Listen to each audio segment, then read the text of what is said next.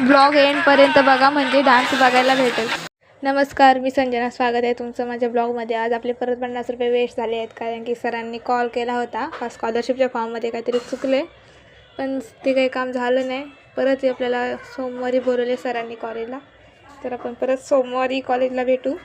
मंदिरात दर्शन घेतलं आणि घरी पोचल्यावर किट्टूला किती आनंद झाला मला बघून.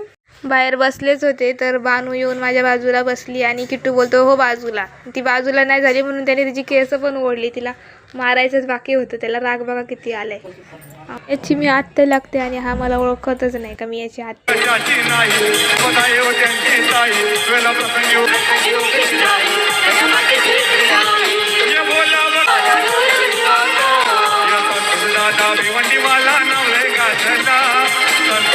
भिवंडी